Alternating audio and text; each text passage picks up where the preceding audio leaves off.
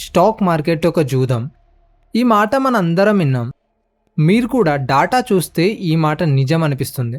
సేబీ, Indian market యొక్క top regularity body, వాళ్ళ యొక్క రిపోర్ట్ ఇండియా FY25లో F&O ట్రేడ్ చేసే వాళ్ళ 90% ప్రజలు మనీ లాస్ అయ్యారు. With an average loss of 1.2 lakh per person. Irony is మీరు ప్రాఫిట్ అయినా లాస్ అయినా సిస్టమ్కి మాత్రం ప్రాఫిట్ అవుతుంది. బ్రోకర్స్ వాళ్ళ కట్ తీసుకుంటారు, స్టాక్ ఎక్స్చేంజర్స్ ఫీజ్ వేస్తారు, క్లియరింగ్ హౌస్ వాళ్ళ సెటిల్మెంట్ ఛార్జ్ చేస్తారు.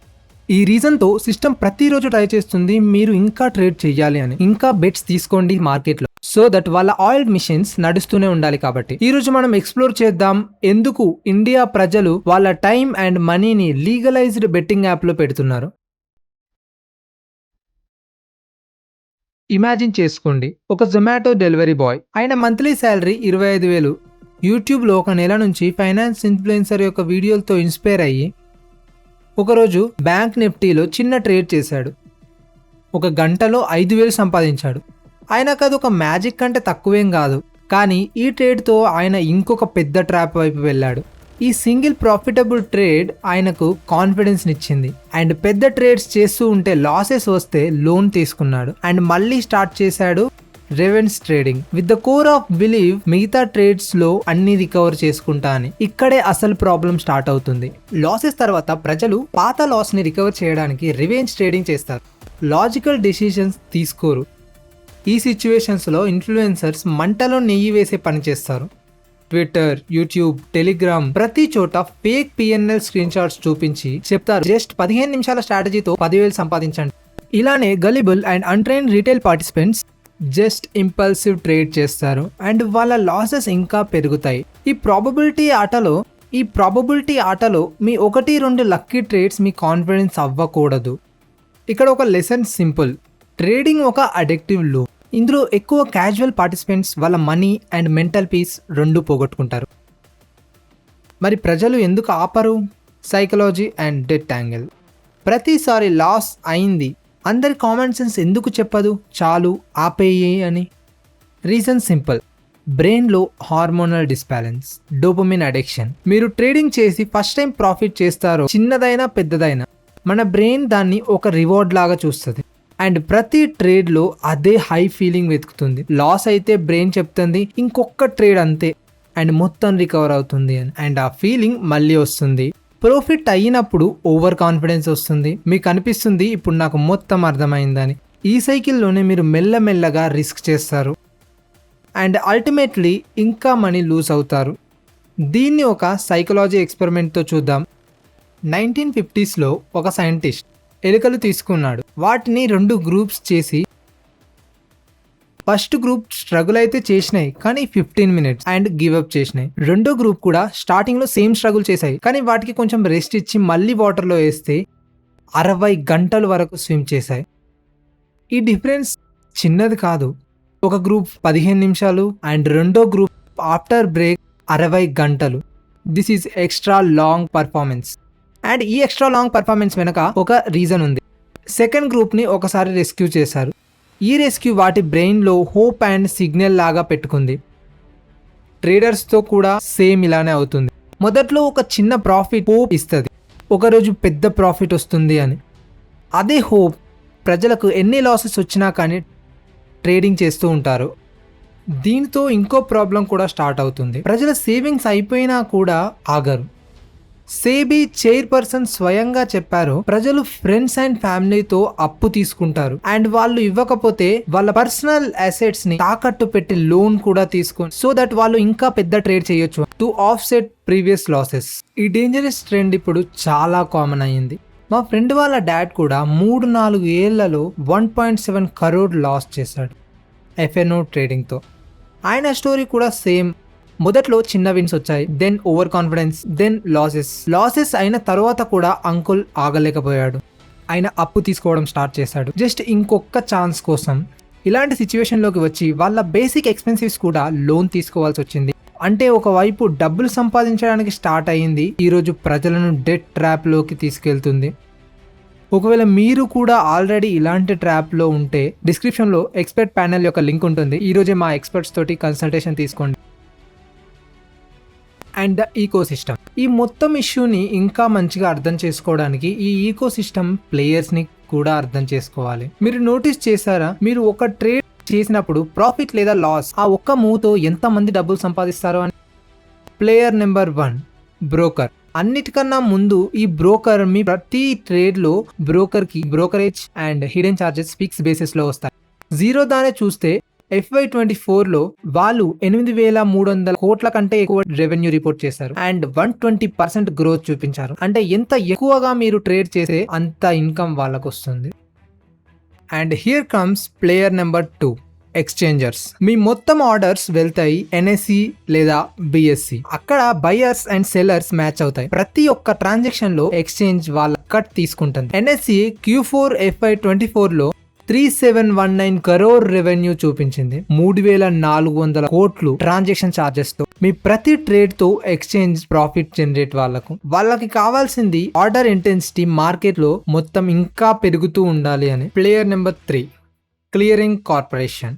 ఇప్పుడు వస్తుంది క్లియరింగ్ హౌసెస్. అవి వెరిఫై చేస్తాయి బయర్స్ తన డబ్బులు ఉన్నాయి అండ్ సెల్లర్స్ తన షేర్స్ ఉన్నాయి. వాళ్ళకి కూడా ప్రతి ట్రేడ్ లో వాళ్ళ ఫీ చార్జ్ చేస్తారు. ప్రతి ఒక్క మూవ్ లో ఇంకొక ఫీ కట్ అవుతుంది. Player number 4 depositories. షేర్స్ మీ డిమాట్ అకౌంట్ లో స్టోర్ అయినప్పుడు NSDL అండ్ CDSL లాంటి డిపాజిటరీస్ కూడా వాళ్ళ annual maintenance and transaction fee తీసుకుంటాయి. Q1 FY25లో CDSL 200 కోట్ల కంటే ఎక్కువ రెవెన్యూ రిపోర్ట్ చేసింది. ఈ ప్లేయర్స్ అందరినీ చూసి మీకు అర్థమయ్యే ఉంటుంది ఈ ఈకో సిస్టమ్ కి ఎప్పుడు కావాలి అందరూ ఇంకా ట్రేడ్ చేయాలి అని, ఇంకా డబ్బులు వెయ్యాలి అని. మీ క్యాపిటల్లో కొంచెం అయినా కానీ వాళ్ళ రెవెన్యూ అవుతుంది. Influencers trap. ట్రేడింగ్ ఒక స్టాండ్ అలోన్ ఫైనాన్షియల్ యాక్టివిటీ అయితే అప్పుడు ఓకే, బట్ మన సోషల్ మీడియా కాలంలో ఇది ఎక్స్పెక్ట్ చేయలేము. ఎందుకంటే ఇన్ఫ్లుయెన్సర్స్ ఎంటర్ ద ఫ్రేమ్. ఈ రోజు రీల్స్ లో ప్రజలు అంటారు make 10,000 in just 10 minutes. YouTube gurus promise చేస్తారు. Outlier calls and Telegram channels లో మిమ్మల్ని ఇన్వైట్ చేస్తారు. VIP గ్రూప్స్ కూడా చేశారు. ఈ మార్కెటింగ్ మిషన్ లో కాపాడుకోవడం చాలా కష్టం. ఇక్కడ ఎంత మంది మీతో అంటారు మమ్మల్ని ట్రస్ట్ చేయండి అని.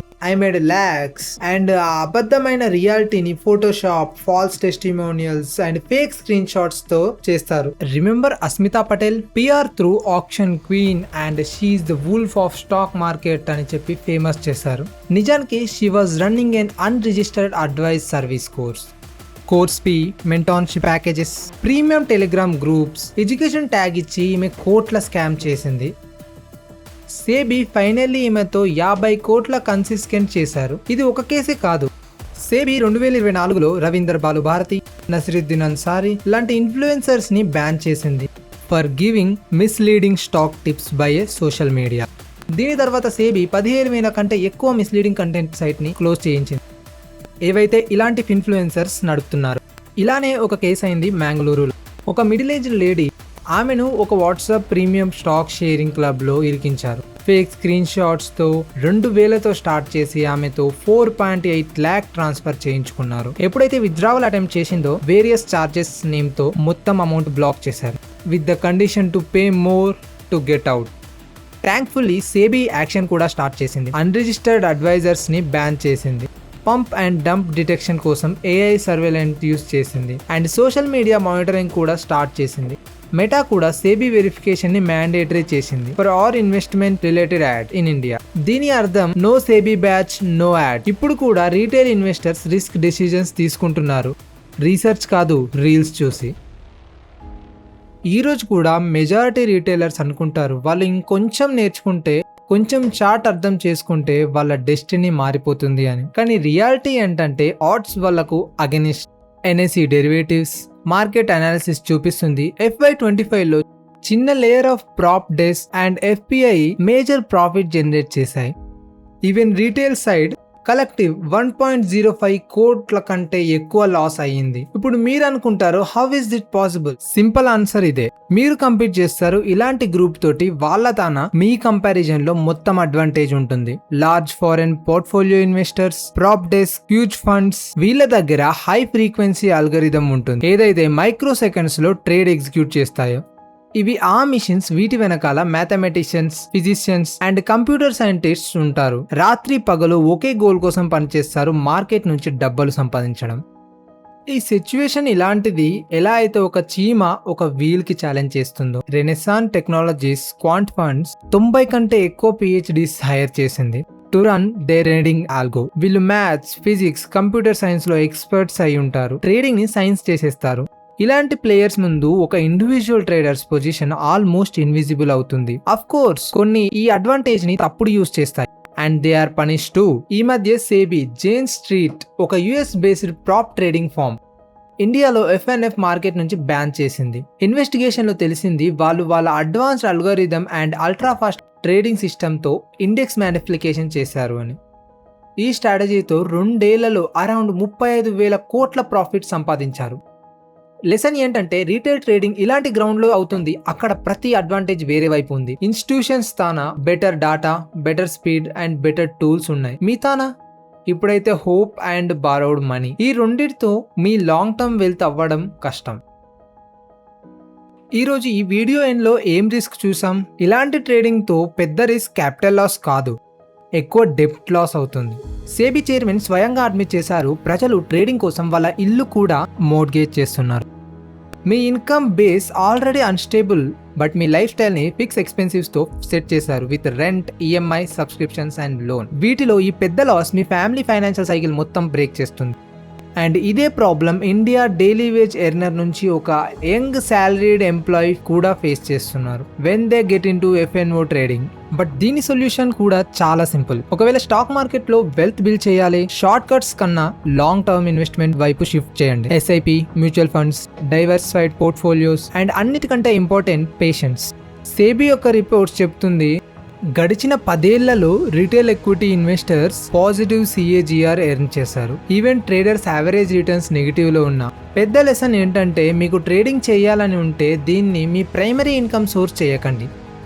ఒక ఫిక్స్ అమౌంట్ సైడ్లో పెట్టండి. దాని లాస్తో ఫైనాన్షియల్ అండ్ మెంటల్ స్ట్రెస్ రాకుండా అండ్ దాన్ని ట్రేడింగ్ కోసం యూజ్ చేయండి. సో నెక్స్ట్ టైం ఎవరైనా చెప్తే 3 నిమిషాల స్ట్రాటజీతో ఐఫోన్ కొనండి అని 1 సెకండ్ ఆలోచించండి. ట్రేడింగ్ యొక్క అసలైన నిజం ఇదే. ఎక్కువ ప్రజలకు డబ్బులు రావు. ఎవరికైతే డబ్బులు వస్తాయో వాళ్ళు ఇన్స్టాగ్రామ్ లో స్ట్రాటజీ సేల్ చేయరు. వీడియో హెల్ప్ఫుల్ అనిపిస్తే share this with your friends and family. And మీరు ఏదైనా పర్సనల్ లోన్ లేదా credit card repayment issue face చేస్తున్నారా? అయితే visit expertpanel.org. And IIT IIM founded company. వీళ్ళ ఎక్స్పర్ట్స్ 35,000 కంటే ప్రజలకు డెట్ నుంచి బయటకు రావడానికి హెల్ప్ చేశారు. అప్పటి వరకు జాగ్రత్త. అండ్ ఇక్కడ దాకా వీడియో చూసినందుకు ధన్యవాదాలు. నేను మిమ్మల్ని కలుస్తాను ఇంకొక వీడియోలో ఇంకొక స్టోరీతో. Bye bye and thank you.